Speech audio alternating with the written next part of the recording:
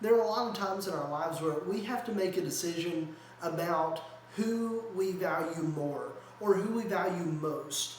And we see this week and through this season of our lives as we deal with the coronavirus about the question, who do we care most about?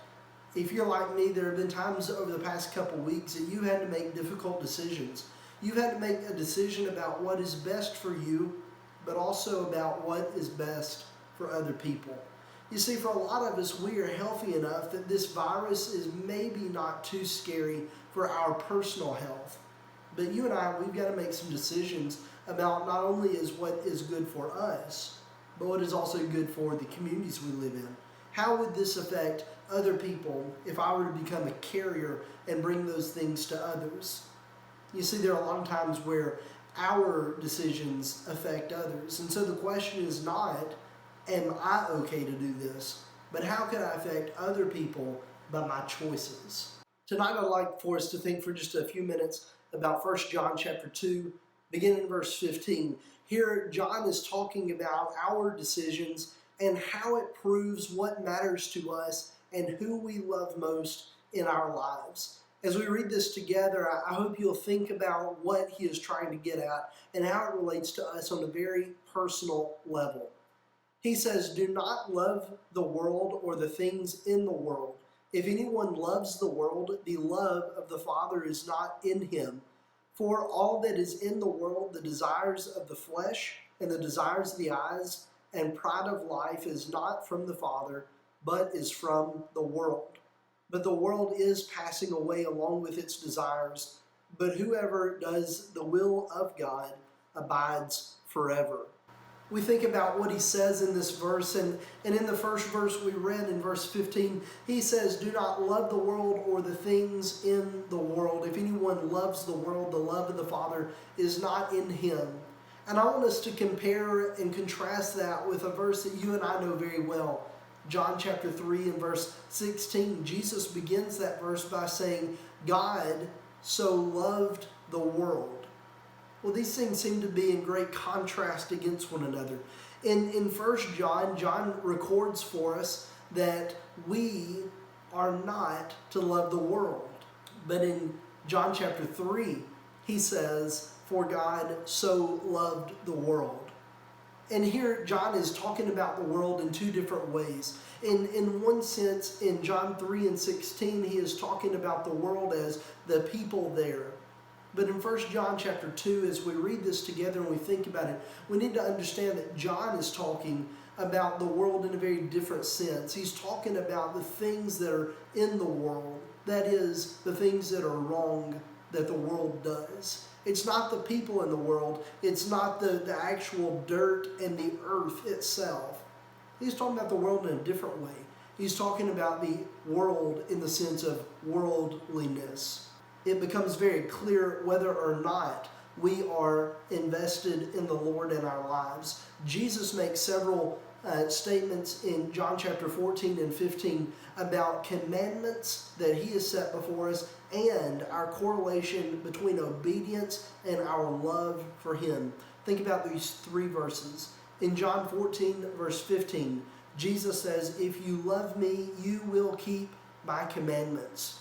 In John chapter 15 verse 10, he says, "If you keep my commandments, you will abide in my love, just as I have kept my Father's commandments, and I abide in his love."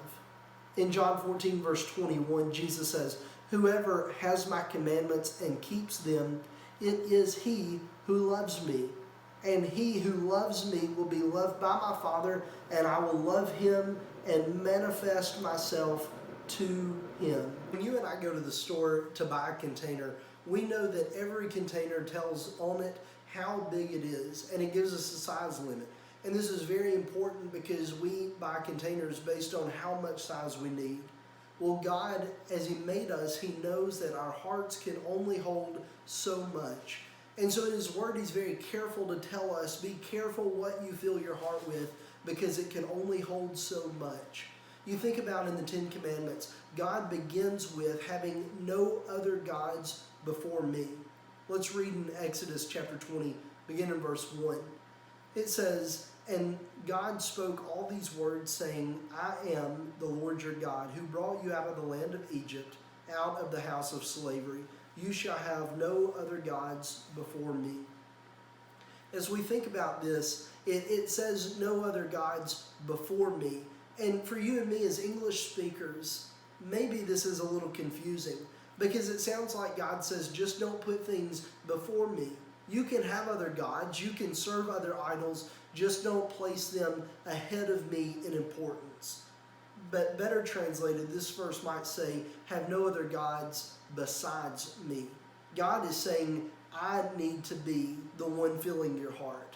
There is not enough room in your heart, not enough room in your jar for so many gods. We need to serve only God, and we need to allow our hearts to be full of Him and Him alone. So then we come to verse 16, and here John is going to define for us worldly things. Let's read verse 16 together. It says, for all that is in the world, the desires of the flesh and the desires of the eyes and the pride of life is not from God the Father, but is from the world. I appreciate this quote from Warren Wiersbe in his commentary on the New Testament.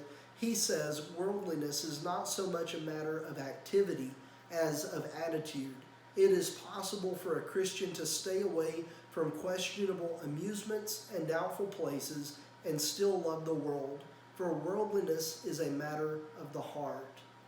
As John talks about this, he makes it very clear that there are three things that trap us. First, we have the desires of the flesh.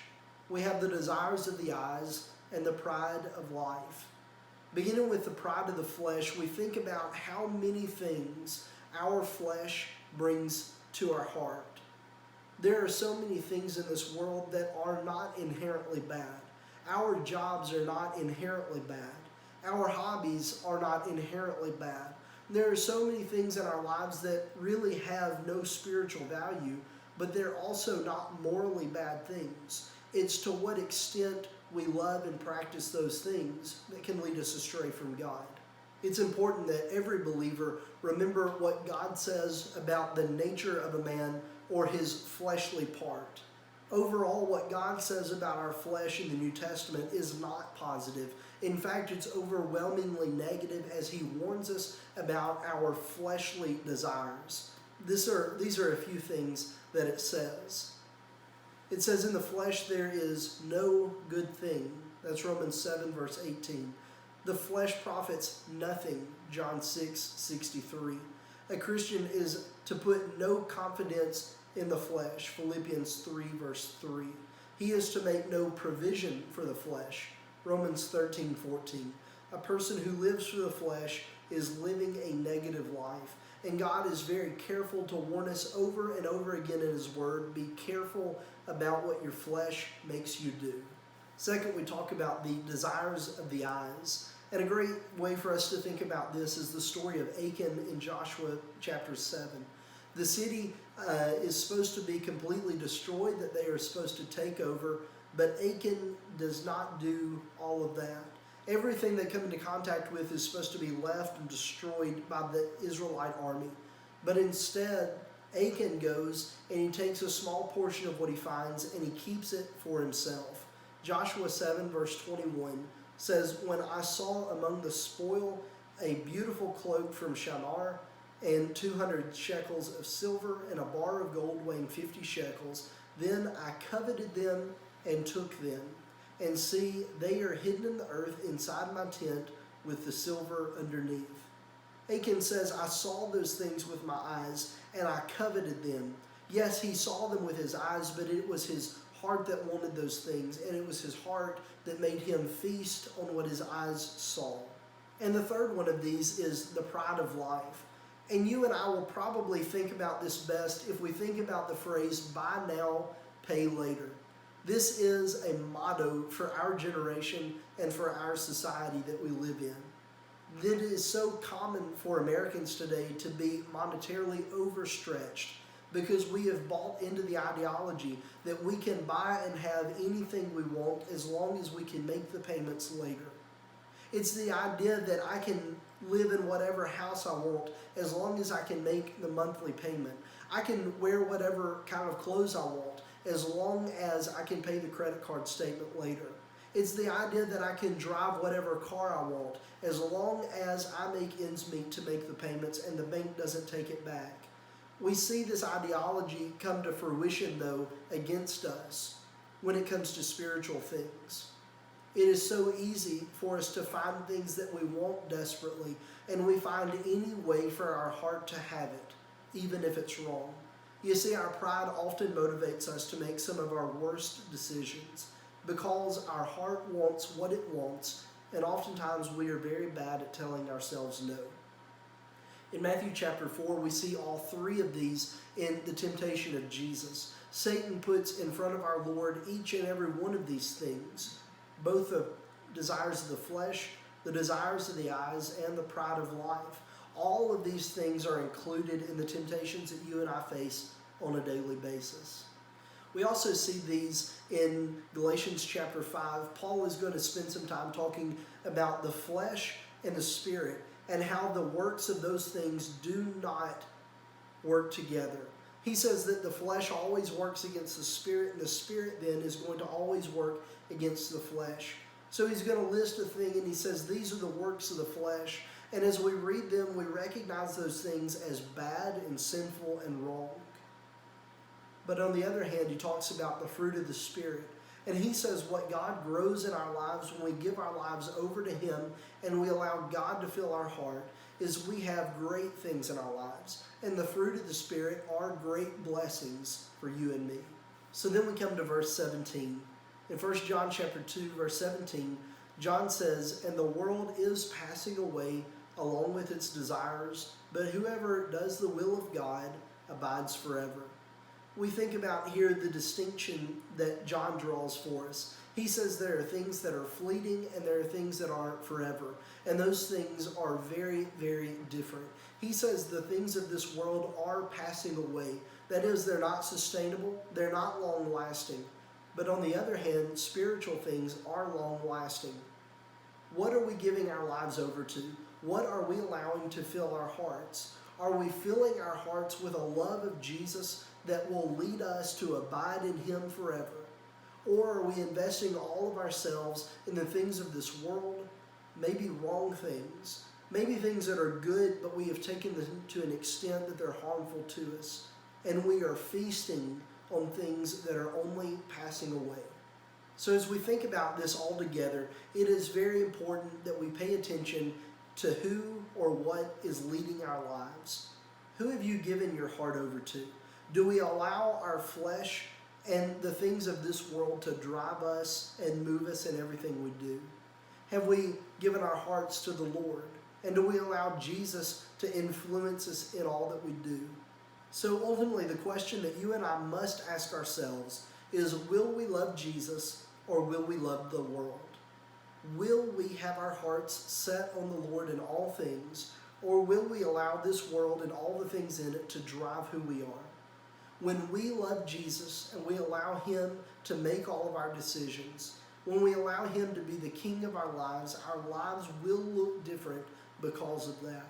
On the other hand, if we're led by the world, if everything that this world has to offer entices us to choose our life plans, it will be obvious. You see, as we make this decision and answer this question, we're not going to be able to fool other people. Maybe for a time we can fool ourselves and we can say that we have given our hearts to Jesus, but our lives will tell the true story, and they will honestly answer this question. I want us to end with this verse from James chapter 4, verse 4. James says, "You adulterous people, do you not know that friendship with the world is enmity with God? Therefore, whoever wishes to be a friend of the world makes himself an enemy of God." As we go out through the rest of this week, I want you to ask yourself, who does my heart belong to? What are you allowing to fill up your heart? But please remember, your heart is only so big, and there is only so much that it can hold. Who are we allowing to fill us up? We thank you so much for watching. We hope that you will be on the lookout for more of these videos as we study together.